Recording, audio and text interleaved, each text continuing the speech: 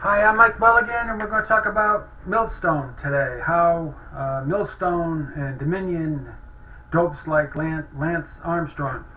Essentially inaccurate documents, incomplete documents. They don't admit that they seen the train coming down the tracks, and they failed to act.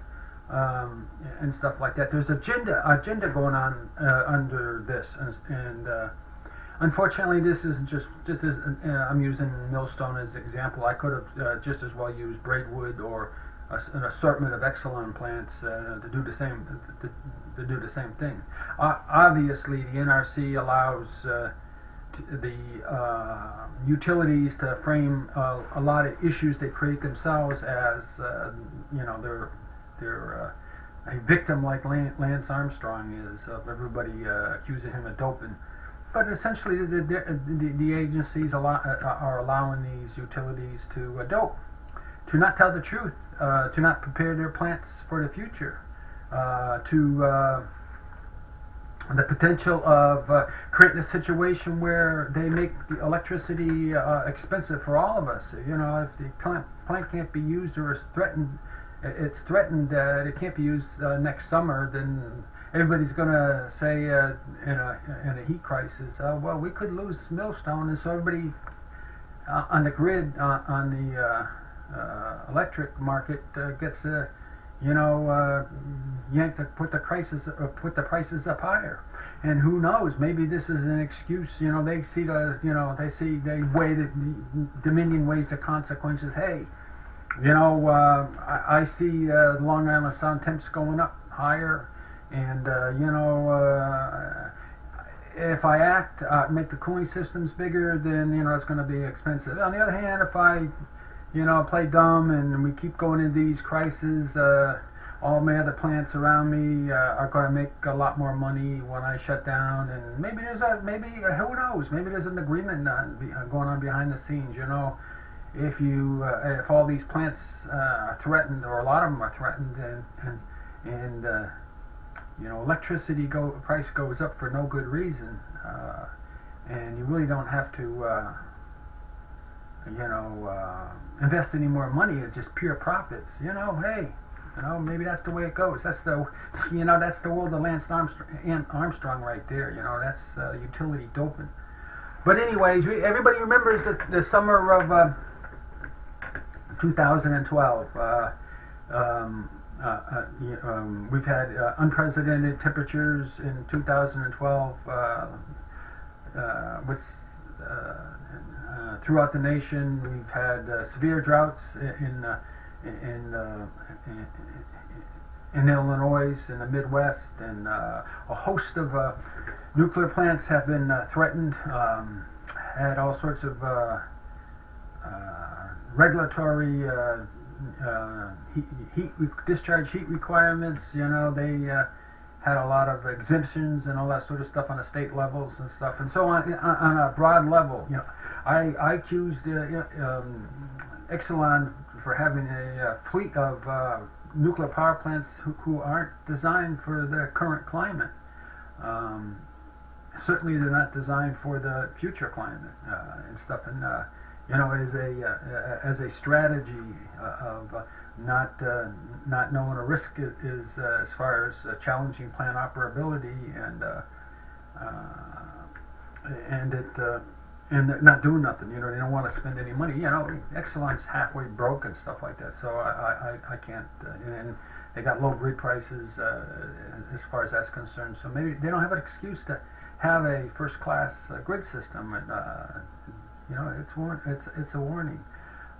As an example, Braidwood, a few years ago, they uprated two of their plants by 10% into one cooling pond, and cooling pond temperatures have been increasing. That's one reason why the cooling pond temperatures have been increasing. Another way is there's been more plankton in the water for some reason or other, and the water's gotten darker, and solar radiation's coming down, and probably because of the uprate, heating up the water, and the planktons are blooming and all that sort of stuff, and so that's causing it also. An assortment of fishermen had been talking about that pond, the Braidwood Lake, and you know, everybody's been noticing a change of the types of fish in there because of, you know, the plankton business and all that sort of stuff. And so, you know, over the last decade, the temperatures in the lake have been trending up because of the solar effect and the uprates and the environment and stuff like that. And so there was a day of reckoning coming. Of course, that was this year when they had to get their NOED, a special permission to stay up for a couple of hours because because the lake was too hot. So, anyways, Millstone had the same problem. The Long Island Sound ocean temperature has been increasing for decades and stuff, and there's plenty of evidence of that, and plenty of evidence that Dominion has seen this coming and stuff like that. They knew they had a choice of making a better cooling system, or installing towers, or dredging out the number 2 channel and stuff like that. And they made a choice. You know, they weighed the how much it's going to cost, and the how much extra money they're going to get out of it, and they decided to play Lance Armstrong. You know, dope the situation. To play like they, you know, play dumb. Like they didn't know nothing and stuff like that. You know, to present in public documents a Lance Armstrong story of what happened, why Millstone 2 was shut down for 2 weeks this year. So let's look at the LER here. The LER, come on, baby. Oh, yeah, LER. LER 2012-002-00, no updates. Okay, so the event date was August 12th, 2012. Basically, they came close to exceeding their greater than 75 degrees for 24 hours or whatever it is, and they started coming down in power, and the Long Island Sound inlet temperature cooled a bit, and there's tide action coming in and out. So, you know, that's it. And then the next day or the next cycle, it came back again and more severe. Temperature was high, so they were forced to shut down. They shut down for about 2 weeks. So the day of that event is 8/12/2012. The report date. See, you know, like, this is not bad. Well, report day is, you know, took them almost 2 months to 8. Report date is August, September, November 2nd, 2000. 2 months to decide if they really had a problem. So it goes on, you know, talks about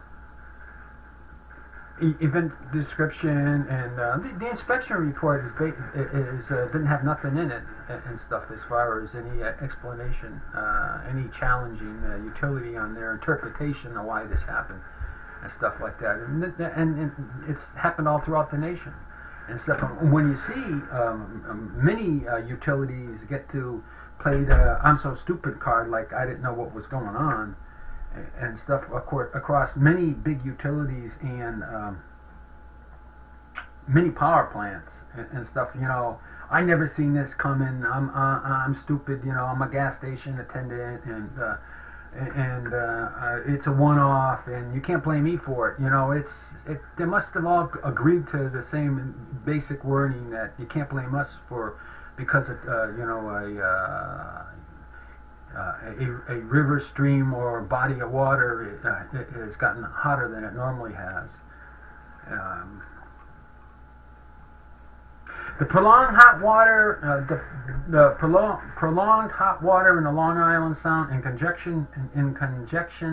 conjunction with high humidity during the day and minimal cooling at night resulted in sustained elevated cooling water temperatures. Ultimate heat sink supplied to the plant. Ambient temperatures in July were the hottest on record in the contiguous United States since record keeping began in 1895. Wow, 1895. According to the National Oceanic and Atmospheric Administration, and temperatures continue to remain high in August. Well, I mean, if you, how much of that is the facts? You know, really, you know, how much is that is the facts? That might be true for the whole nation, right? That might be true for the whole nation. That might be true for the year as a whole. Most of the on the yearly business, the yearly average, it was front loaded in the wintertime. It was so hot and stuff like that. So it was grossly warm during 2012 winter, but for Connecticut and the rest of the New England, we had probably a hot summer, but not much more hotter than normal, type of thing. And I mean, I looked at July, and Connecticut was like the ninth hottest summer on a NOAA website and stuff. So it was hot, but it wasn't extraordinarily hot, really. And as you went into September and I mean August and stuff, again, it wasn't.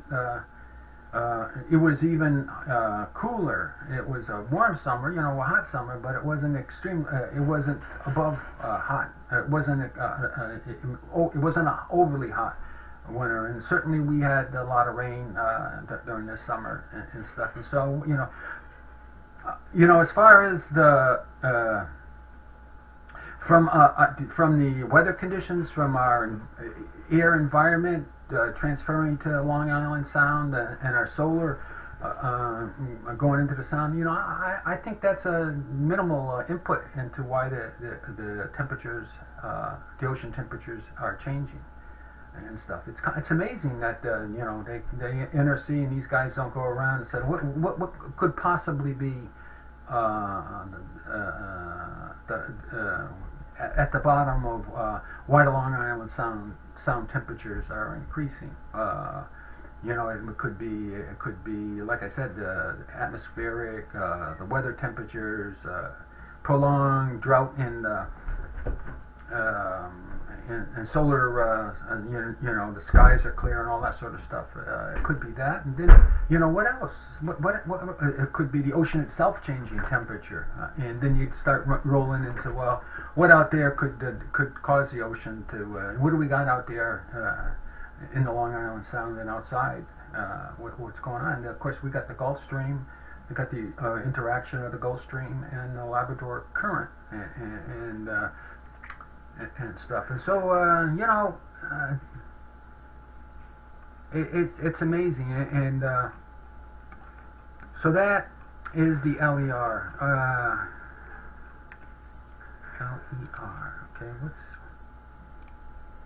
Okay, let's talk about.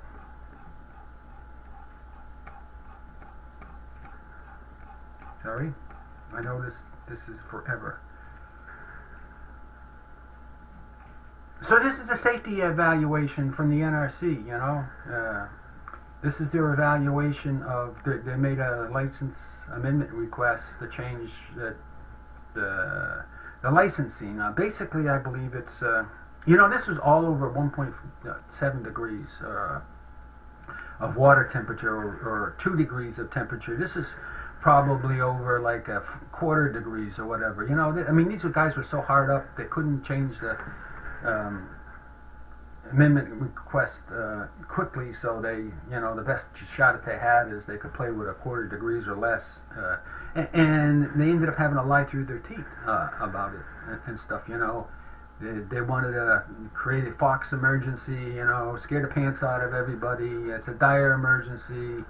It's the hottest weather since 1895 and stuff like that. And I'll give you, it was the hottest weather for the contiguous United States last year, but as far as, those are an average of all the temperatures. So what's it doing in New England? What's it doing in Connecticut and stuff like that? And you'll find out that, these are engineering and scientists on the site, and they're supposed to have the higher standard of truth telling, right? They're required to tell the truth. They required by having a degree and an assortment of different engineering licenses and stuff like that to have integrity and truth telling and stuff like that. And like I said, most of these guys are all gunslingers. They'll do whatever the utility wants. They have no sense of a wider view of their role on the world, and what did they owe to, as an engineer or a scientist, what did they owe to the greater community and stuff like that. All the whole allegiance to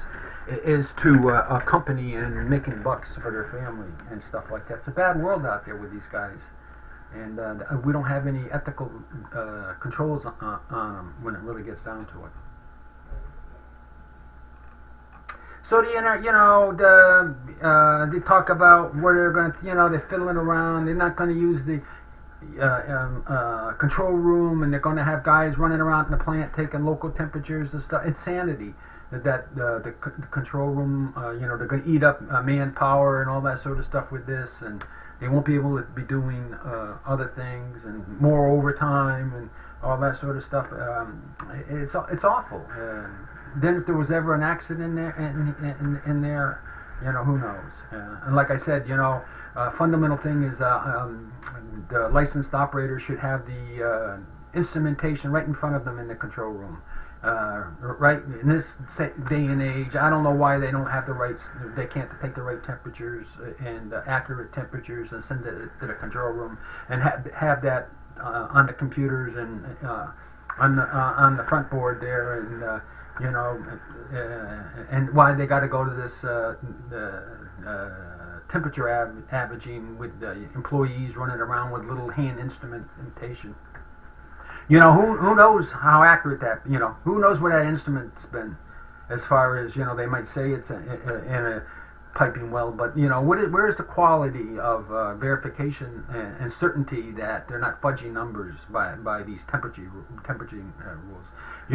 If you're in a control room and it's on a recorder and it's hardwired to a weld in the piping system, then it's almost impossible to take out that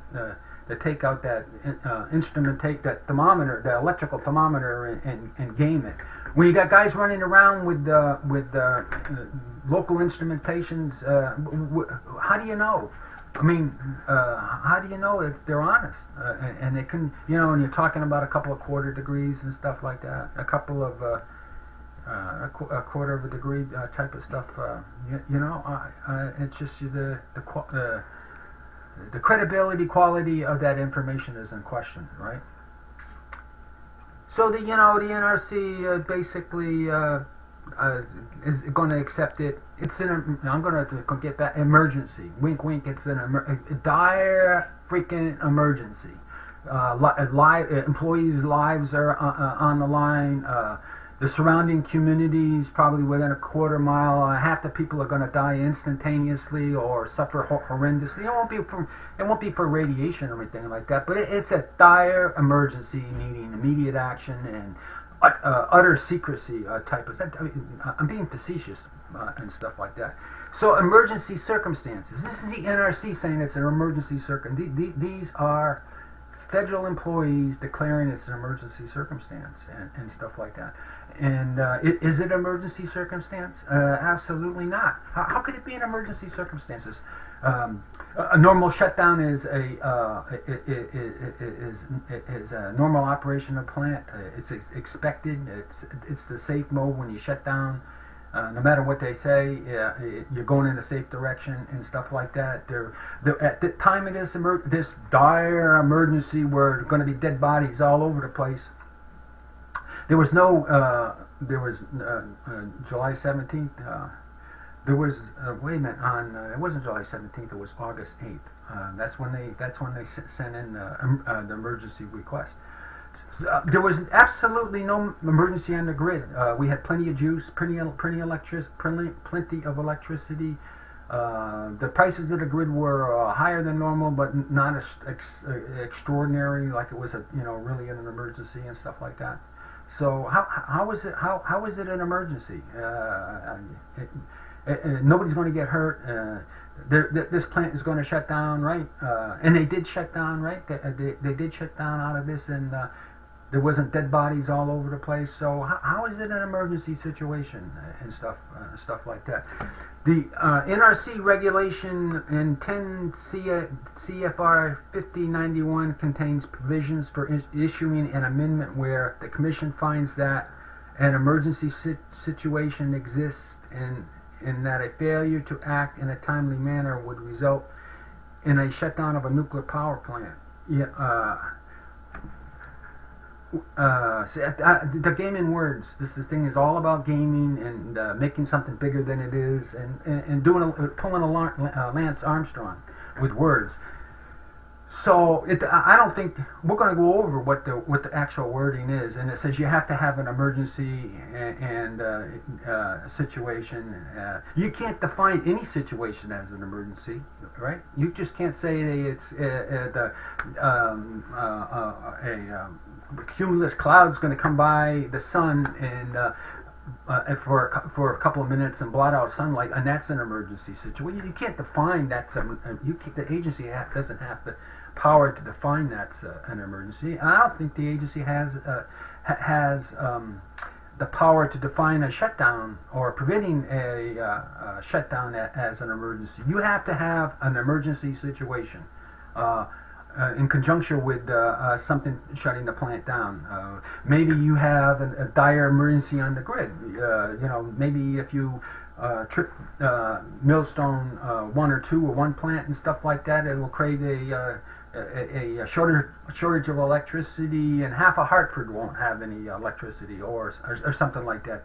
That's called an emergency, right? Or a threat of that, or increased risk of that. And in this case here, you looked on the grid at this date, and especially after they were shut down, and there was absolutely no emergency. This is a phony wording of emergency. This is what the NRC uses. This is what the Republicans said. You can define what an emergency, even if somebody farted next to you. You can call that an emergency, but you don't have to have a real emergency. I mean, that's the way I see this. Where you find that emergency exists in that a failure. In other words, they say every time a plant. In other words, an emergency is when you're going to shut down. If you shut down, that's an emergency. A failure to act in a timely manner would result in a shutdown of a nuclear plant. In such a situation, the NRC may issue a license amendment involving no significant hazard consideration without prior notice and opportunity for hearing or public comment. In such a situation, the Commission will not publish a notice of proposed determination or no significant hazard considering, but will publish the issue.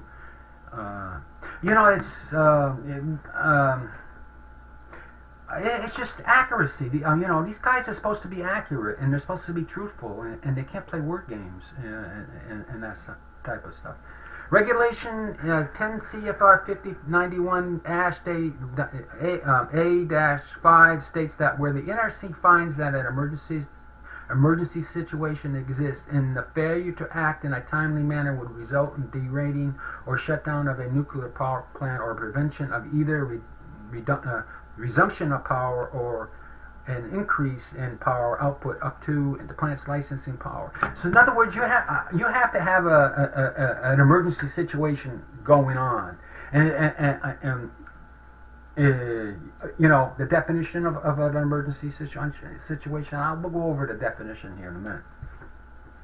And then if you needed to start it up and you have a tech spec problem, a minor tech spec problem, then that is supposed to give you the permission to issue a emergency, allowed them to restart. Then you weigh the risks of of having an emergency situation, needing that plant to be operating, and the results if you can't get that plant on the line. That's the smart way, right? That's the scientific way, or the engineering way. But these guys, this is all an excuse, some sort of baloney excuse to start up a plant, and you get to define what an emergency is, and it's not an emergency at all. In other words, they're saying, this is an excuse not to shut down. You can have any excuse to keep a plant up in operation, and you can use this emergency circumstance business. And the background of this is that the Midwest especially were in a drought condition, was in a dire drought condition. Many plants were threatened with operation and got special permission to operate at power and stuff like that. There was just record-shattering low flows in many streams and rivers and bodies of water that were cooling nuclear power plants and any fossil plant around in the area. In the region and stuff, and so and again, I don't buy all this emergency business when the utilities for the last 20 years have seen all their indications of temperatures increasing, and they had a choice to act or not act, and they chose not to act because they didn't want to spend any profits and stuff like that. That's creating your own emergency.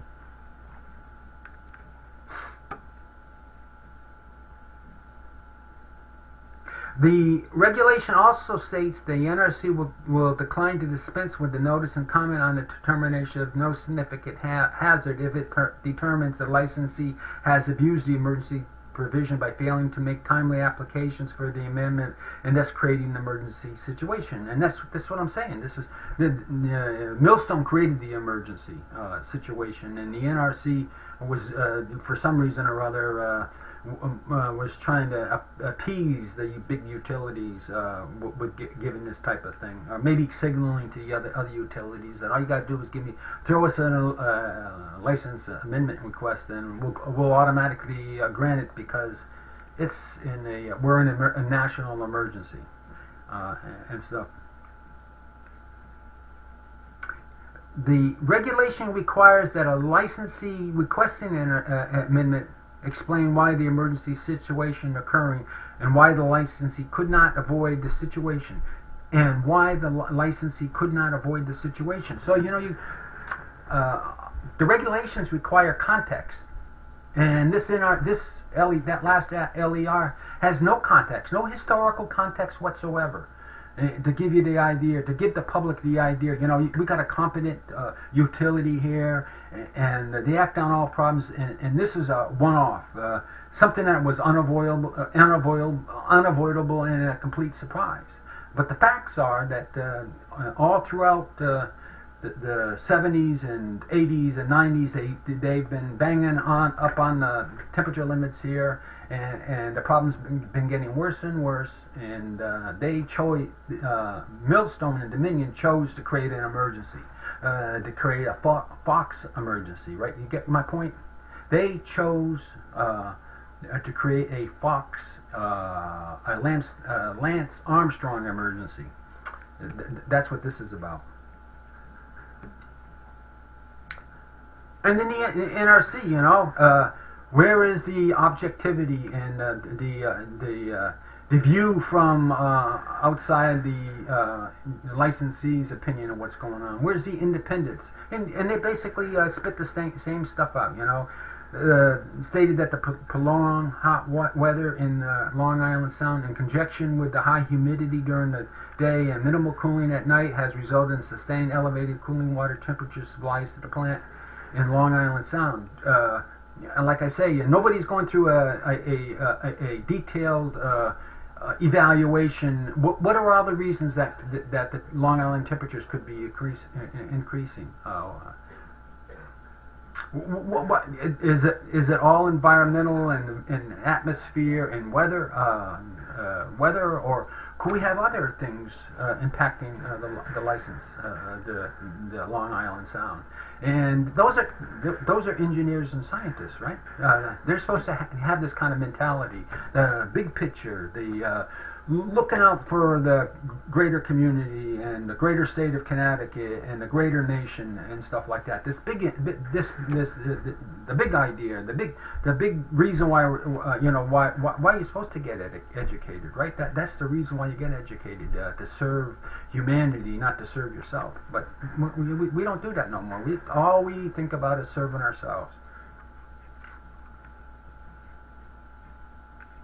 This emergency situation results from prolonged adverse environmental conditions in the area. Under these conditions, DNC could not have reasonably applied for this emergency license amendment in advance of the event or in a timely manner following the event.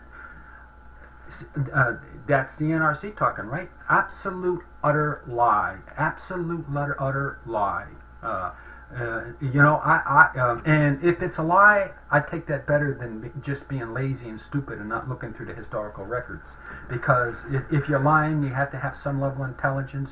If you're lazy and stupid, there's no hope for you, type of thing. There's absolutely no hope for you to change your behavior.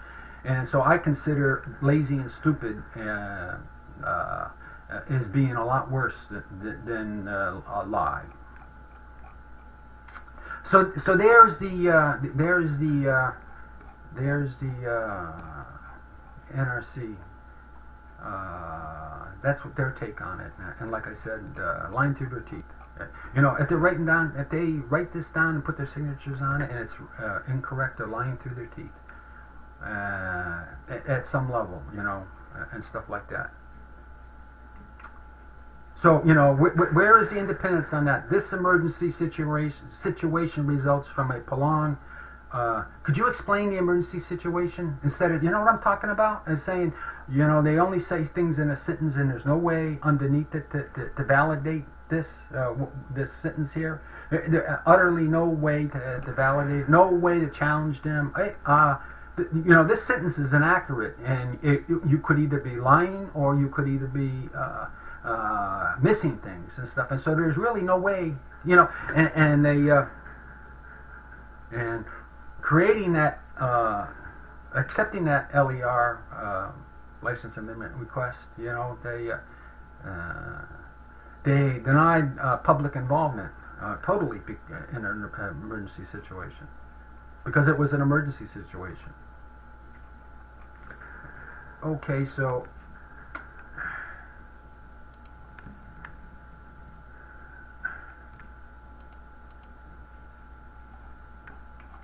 Okay, this is the day, a newspaper article from the day. The Millstone looking to adjust warmer water temperatures. Millstone looking to adjust operation to warmer temperatures. Published 8/17, so that's after the shutdown. Nuclear plant to explore ways to avoid. These are PR guys. This is the PR guys talking. Future shutdowns due to higher sound temperatures. So basically, they were shut down 2 weeks, two weeks, and they're thinking of a long-term plan of changing the plant and there's a lot of controversy of what's going on here, what's causing the low temperatures. They say it's Unit 3 takes a suction a few feet lower than Millstone 2, so they're sucking cooler water and stuff like that. There could be a sandbar out in front of the plant that's diverting water in the wrong way. It could be the plant 3 is creating in the tidal conditions, the way the water comes into the little bay. It could be backwashing into plant 2 and causing that heat to come up and stuff like that. Engineering is supposed to be about finding the truth, right? investigating and taking measurements and finding the truth and stuff like that. And you know, but here they're just you know, fiddling around. And so you have to look at this in the big picture. You know, this is setting up the condition that all the plants in the nation can, when this global warming business intensifies, you know, they can all lie to us. And Braidwood's LER basically does the same thing. I'm sure the NEA and all the utilities have gotten together and they got you know, a phrase they're using they, you know, couldn't see this coming. It was a one-off. We were totally shocked by this and type of thing. And when everybody knows that this is throughout Illinois and a host of other plants, we've been seeing these environmental temperatures, these cooling water temperatures changing and the flows for the last 20 years, and nobody did anything about it because it's going to cost money.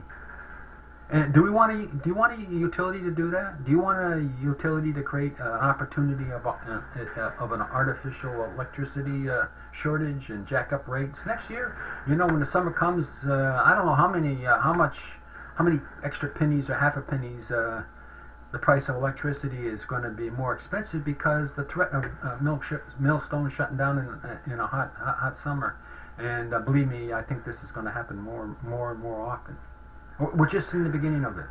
It's going to get worse and worse. It may involve some changes in the equipment. Well, you know, engineers and scientists, you know, when were they? How come they weren't in there demanding new equipment to increase the cooling water?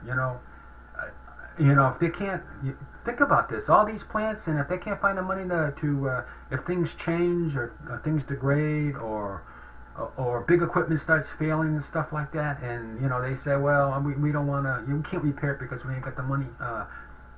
Think of how big this will be if it's in a bunch of plants, a lot of plants, and think of how already in Illinois.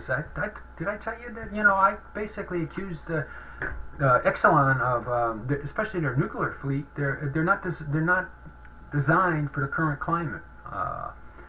Certainly, they're not designed for the future climate. All of this with the summer business, with the drought and all that sort of stuff, they're on the razor edge of having big troubles and stuff, and this was all brought on by themselves. So they should have seen it coming, and they should have cared about the community and the price of electricity, and figured out a way to find the money to upgrade their plants for the environmental temperatures around their plant. Exelon a couple decades ago. Basically, this isn't the first time that their system wasn't designed for the climate.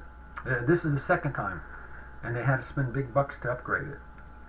This is the first time the plant has been shut down to water temperatures since it was operated in 1975.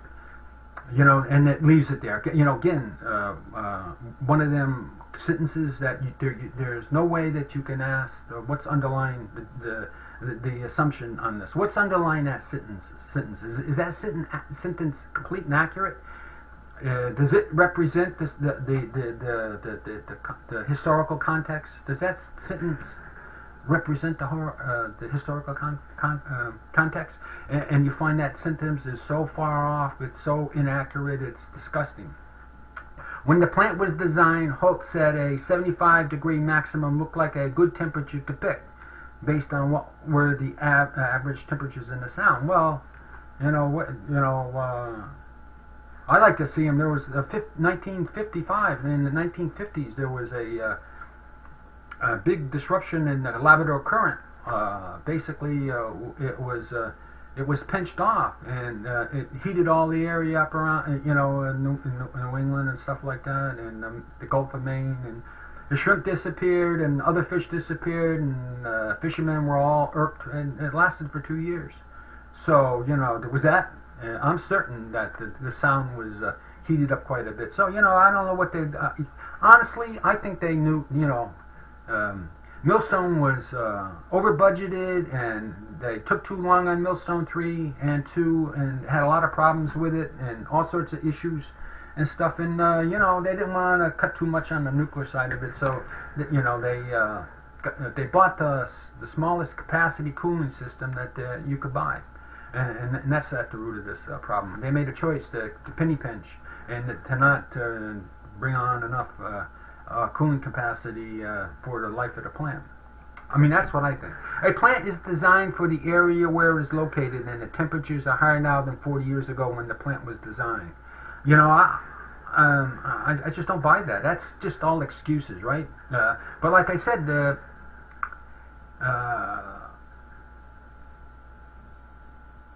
it's the first time that the plant's been shut down since the plant began operating in 1975.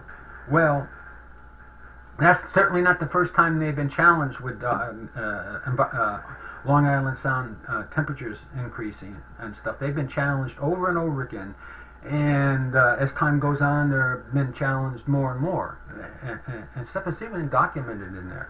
So why aren't these people, either Dominion or the NRC, looking at the historical context of this? You know, well, you know, because the rules allow me to. You know, because I can pull a Lance Armstrong and look at the rules in a narrow frame, and nobody will challenge the NRC or Millstone or Dominion or anything. We have the right to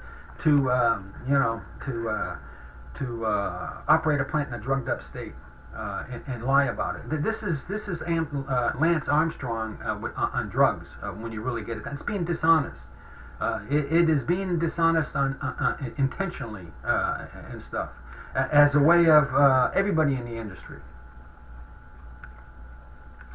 Modifying the plants to run with water, warmer water, extending intake channel into cooler water, installing equipment to chill the intake water temperatures when necessary would be very expensive and complex.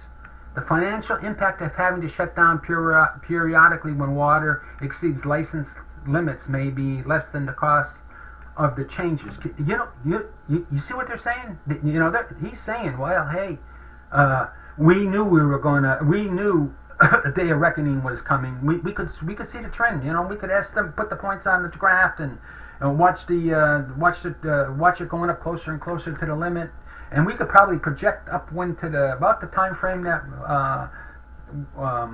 we would have to shut down and stuff like that. But they made a choice.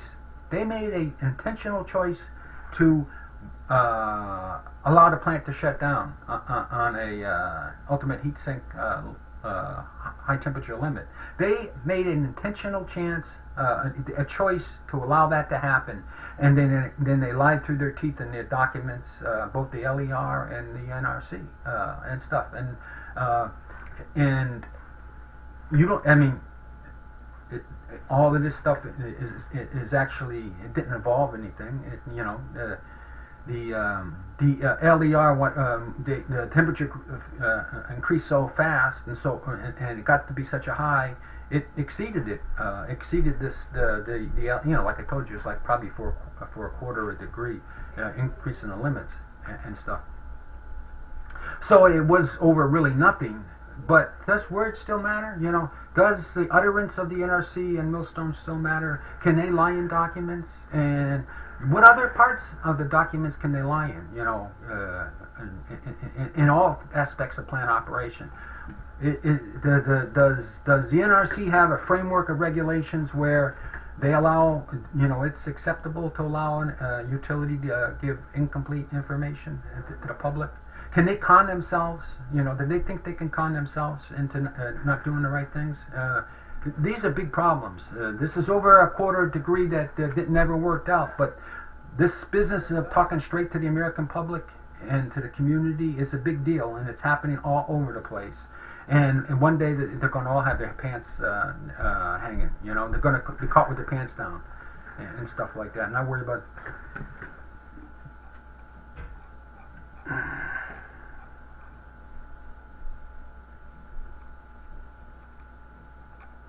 And so, that this article goes on to explain, temperature data collected by environmental scientists at Millstone shows average temperatures of the water around the plant has risen by 0.67 degrees per decade since 1976, Holt says. In 1976, the annual mean temperature was 51.6 degrees compared to 51.6 degrees compared to 51.6 compared to 53.4 degrees in 2009. I see that, and believe me, this is averaging. This is not the peak temperatures and stuff like that. This is averaging over a year and stuff. And there it is.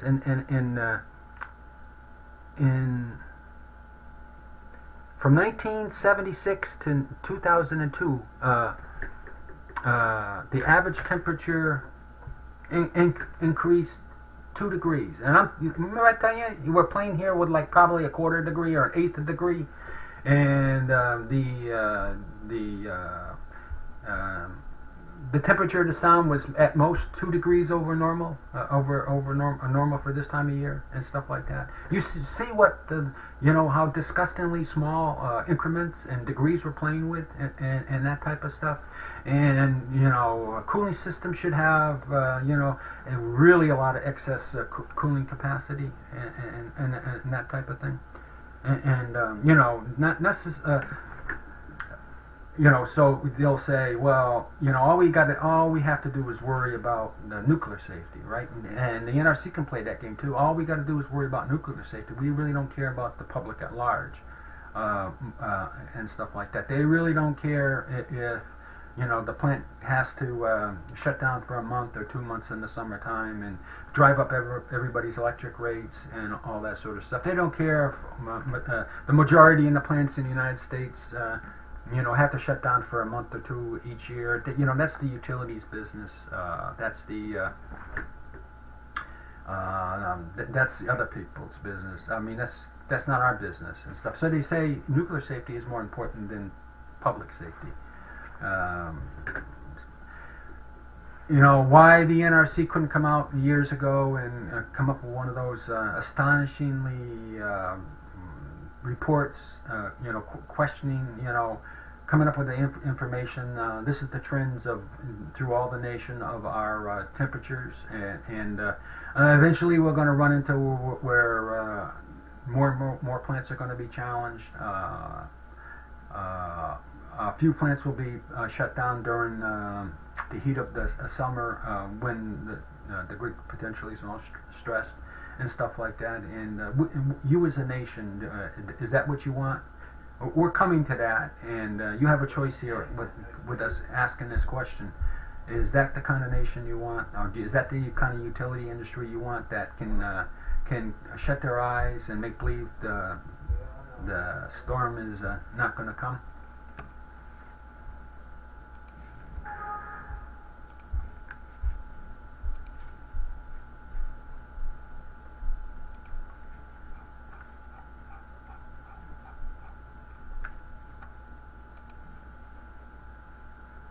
So, we'll go back on a little timeline business here. Prior to 1999, a review of plant data for the last 18 months indicated, this was another LER.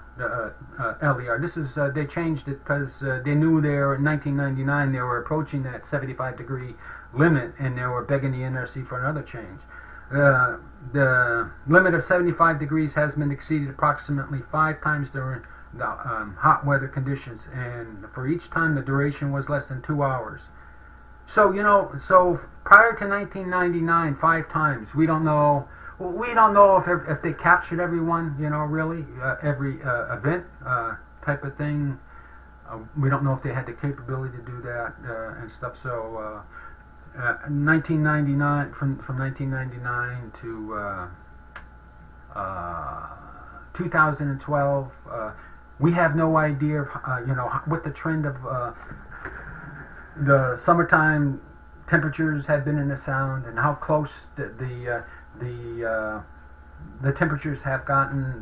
Has it been increasingly challenging the 75 degrees temperatures in the last 10 years? 2005 to 2012, and when do we expect it that we'd cross the line where we'll have to shut down a plant? Certainly, 10 years ago, and all during the last 10 years, they could have put this on a graph and figured out the trend, and then look in the future and say this is when we're going to cross the line of shutting down that plant.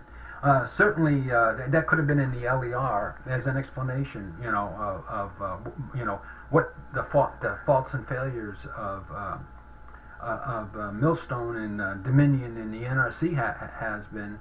And again, like I said, why isn't the NRC in there with egging on all the utilities to do the right thing? Does this sound like very similar? High temperatures and dry weather conditions causing the Long Island Sound to approach the 75-degree ultimate heat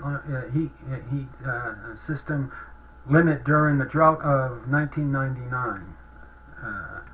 That's a bad drought around here, in a hot summer and stuff like that. So they know that they know that each succeeding drought, as the Long Island sound temperature trends up slowly, it threatens plant operation more and more. And if you're a good American, if you're a good scientist, if you're a good engineer and stuff like that, you say to yourself, I pay attention to my environment around me, and if I see a challenge to my plant, then I build capacity. Then I engineer my way out of it, or I at least explain the situation to my community and allow them to ask the utility, challenge the utility. Is that the way you want to operate a grid system? And stuff, and as a failure of the grid system, to look into these things and to ask these kind of hard questions of any plant, fossil or a nuclear plant. How is your cooling water temperatures? Are they approaching limits? Will there be a threat of a shutdown? Will it be higher electricity rates because the increasing number of fossil and nuclear plants are going to shut down and stuff like that? That's the job supposed to be of the ISO and stuff. Where are they? They just don't care. They don't care about the condition of the grid and what their environment around these plants are doing and stuff like that. Where are the big thinkers that think about these things and respond to these events? And then we, if Dominion can't figure out what they're doing, if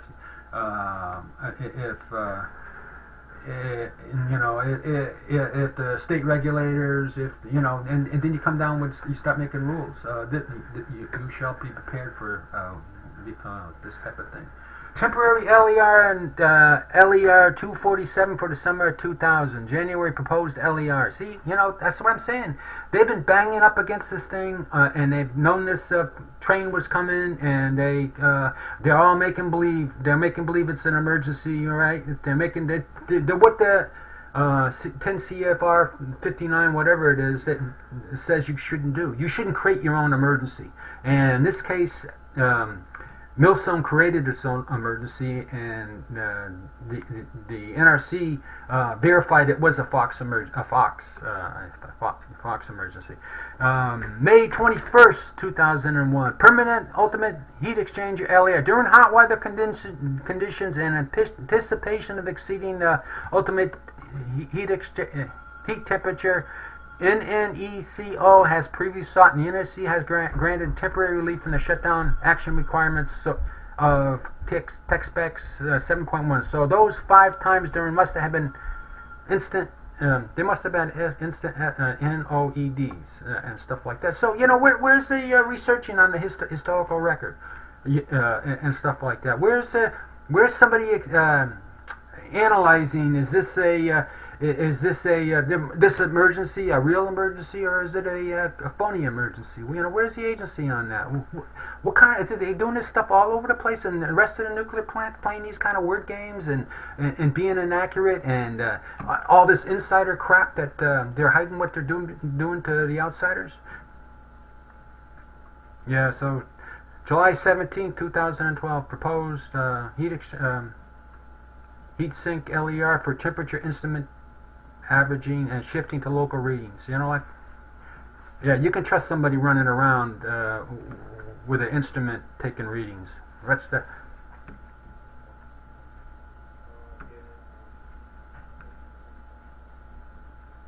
So on August 12th, Millstone shut down, right?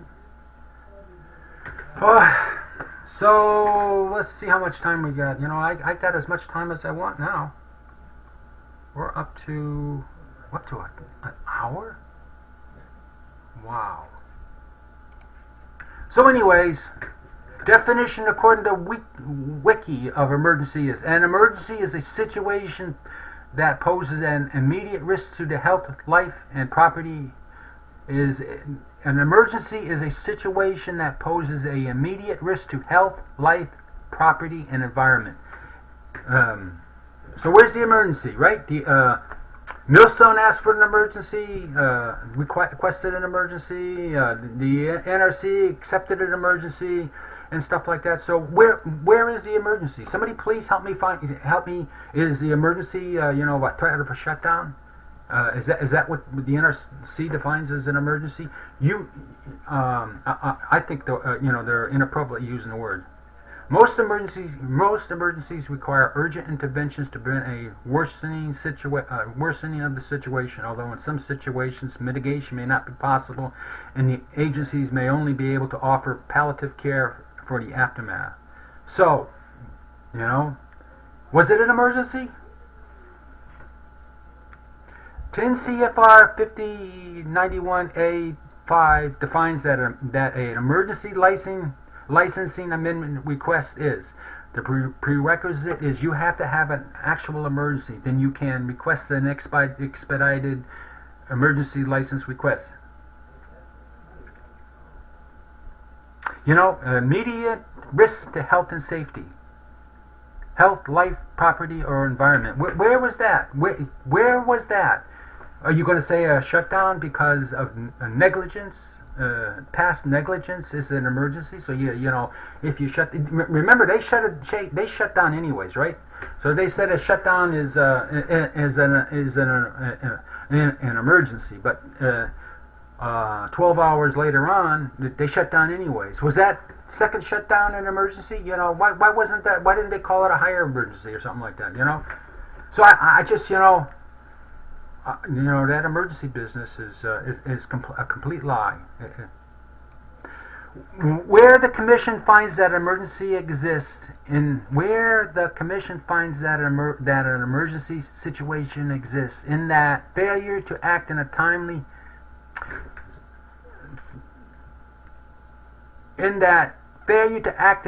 way will result in derating or shutdown of a nuclear power plant, or in preventing of either resumption of operation or increase in power output up to the plant licensing level. It may issue a license amendment request involving no significant hazard consideration without prior notice and opportunity for hearing the public comment, right?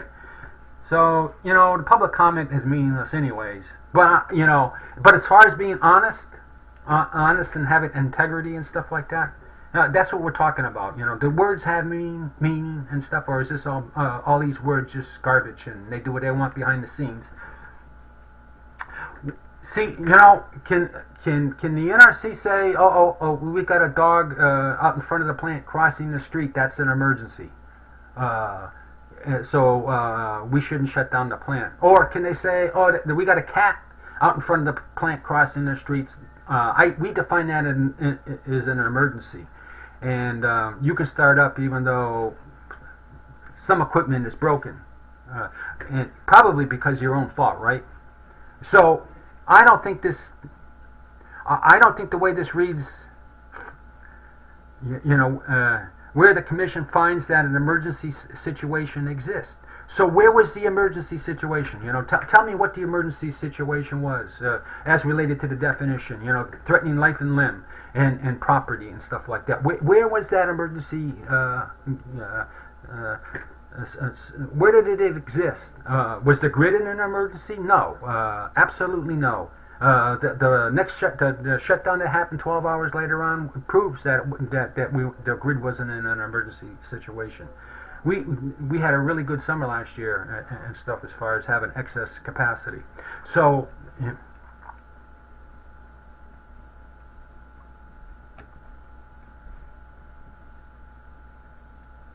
the Commission expects its licensee to apply for a license amendment in a timely fashion. It will decline to dispense with notice and comment on the determination of no significant hazard consideration if it determines that the licensee has abused the emergency provision by failing to make a timely application for amendment and thus creating the emergency itself.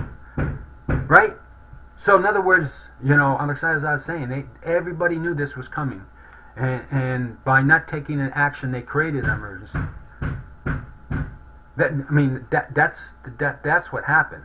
There was no emergency by creating the Fox emergency, the phony emergency. That was a phony emergency this summer. So what are we going to do, next year if it's worse, right? And we're going to have all these guys lying to us. Is that what we're going to be doing? Are we going to be moving closer and closer to these guys lying to us over and over again, and not taking care of their plants, not making the plants survivable in global warming and climate extremes and stuff like that? Is that what we're setting up the United States for? Are we setting ourselves up, like I said, for accepting blindly that the Exelon nuclear plants as a whole, I don't know how many plants they got, 12 or something like that, is not built for the climate? How many nuclear plants aren't built or designed for the climate, or can't survive the future climate and stuff like that? Is anybody worried about that? Who would be Department of Energy, maybe FERC or the state regulators? How come everybody's asleep at the switch with this kind of stuff and not being involved with trying to figure out what's going on and what are we going to do for it? What's the right thing to do for our people? Is the right thing to do is everybody put their head in the sand and not deal with the changing world?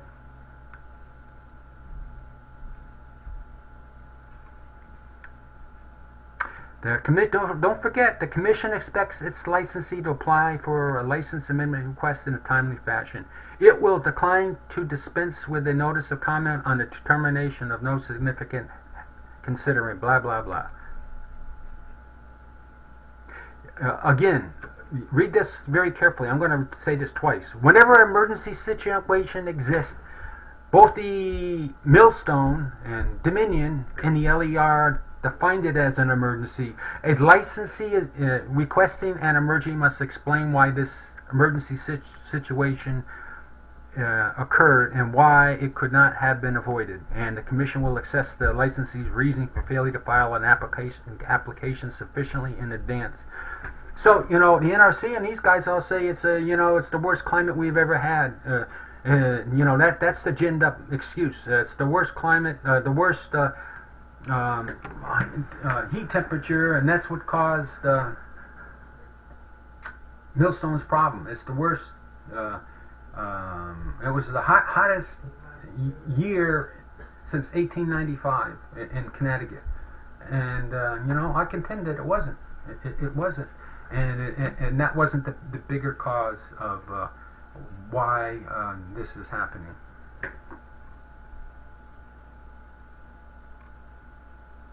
Remember what I said, temperature data collected by environmental scientists at Millstone shows average temperatures of the water on the planet have risen by 0.67 degrees per decade since 1976, Holt said. In 1976, the annual mean temperature was 51.6 degrees compared to 53.4 degrees in 19... So I'd like to see, well, how's the... what is the peak summertime temperature, peak summertime Long Island temperature off of Millstone? When was that? And put that on a graph for the last 2 decades and stuff like that. And especially, what is the summertime temperatures have been doing? From July, June, July, August, and September. What have those temperatures been doing? The average temperatures. How's them been changing over the last 20 years?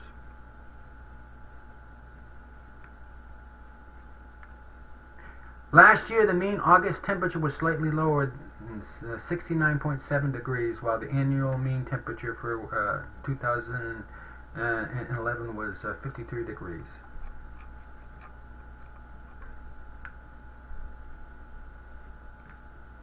The Commission expects the licensee to apply for a license amendment in a timely fashion. It will decline to dispense with notice of comment and determination of no significant hazard consideration if it determines the licensee has abused the emergency provisions by failing to make timely application for the amendment and thus creating an emergency. Whenever an emergency exists, a licensee requesting an amendment must explain why this situation occurred and why it could not be avoided, and why it could not be avoided, and why it could not be avoided. See, I don't know why, and you get that from the 2000 license amendment requests, where they start talking about putting in the context the 5 events prior to 1999. Right? You get that? The unknown a number of events that challenged with elevated Long Island Sound temperatures from 1999 to 2012. How come we get no information like that? You know, how come that 2000 LER it was shallowly contextual, because they didn't really explain it in detail, but it was contextual. You know, like they gave us a clue that these trends were happening. How come in the 2012 documents, the LER, the license amendment request, the NRC's acceptance of it, how come none of these guys put it in the contextual? How come they didn't follow this rule of 10 CFR 5091? How come they're not required to file the rule? And I'm going to talk to you about what I think is going on, what caused this, and it has nothing to do with atmospheric temperatures and seasonal temperatures and all that sort of stuff.